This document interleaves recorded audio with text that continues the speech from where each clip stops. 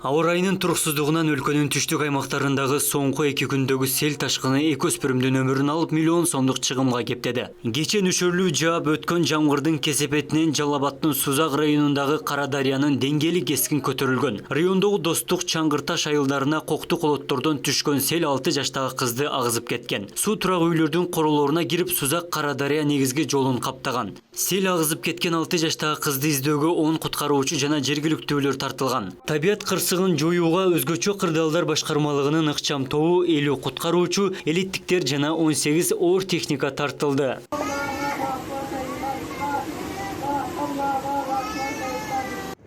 Сел ташкынынан Баткен облусундагы Исфана, Лейлек аймактары дагы жабыркады. Козу Багалан, Катыраң, Лейлек, Тогуз Булак, Айкөл айылдарында жана Исфана шаарынын Көлбө, Чимген аймактарын суу ташкыны каптаган. Табигый кырсыктан 25 турак үй, 1 мектеп, 1 бала бакча жана 1 мечиттин коросу, ички чарбалык унаа жолдор жараксыз абалга келген. Селдин кесепетинен 16 жаштагы бала суу ташкындан качып баратып жүрөгү кармап көз жумганы белгилүү болду. Кризистик кырдаалды жөнгө салуу үчүн жарандык коргонуу комиссиясы күчөтүлгөн тартипке өттү.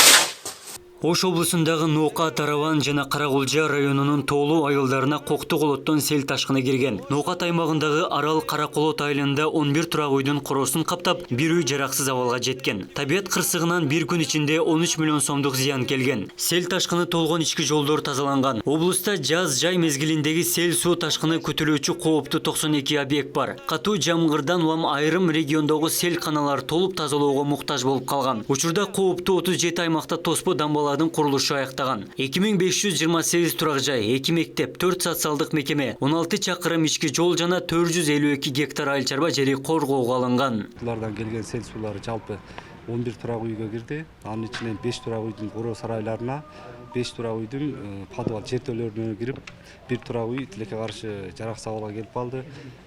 Жаандын кесепетинен бүгүнкү күндө адамдарга жана турак жайларга эч кандай зыян келген жок. Жеринде ушул жарандык коргонуу кызматтары, райондук өзгөчө кырдаалдар бөлүмүнүн кызматкерлери иш алып барышып, сел сууларын тазалоо иштерин бүгүнкү күндө толук менен аткарды.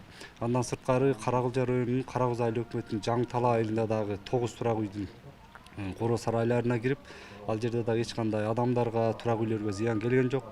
Бүгүнкү күндө дагы ушул райондук жарандык коргонуу кызматы, жергиликтүү бийлик өкүлдөрү, биздин райондук бөлүмдүн кызматкерлери жеринде иш алып барып, баягы сел сууларынын калдыктарын чыгаруу иштери аяктап калды дээрлик. Кыргыз гидромет агенттиги өлкө аймагында сел жүрөрүн, андан кийин аба ырайы кескин ысык болоорун кабарлады. Гидромет жарандарга эскертүү берип, алдыңкы 4 күндө жаан-жачин көп жаашын билдирет. Андан соң айдын аягына чейин аптаптуу ысык болоору божомолдонууда. Аба ырайынын бул көрсөткүчтөгү туруксуздугу соңку жылдары жай мезгилинде катталган эместигин адистер айтат. Климаттын өзгөрүшүнө жараша табигый кырсыктардын катталуу ыктымалдуулугу жогору экендиги белгиленген. Мындай аба ырайы бизде катталган эмес.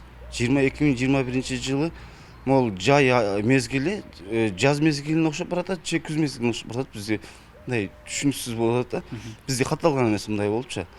Мындай күндүзү күн ачык болуп, кечкире баштаганда уже жамгыр нөшөрлөп жаапчы.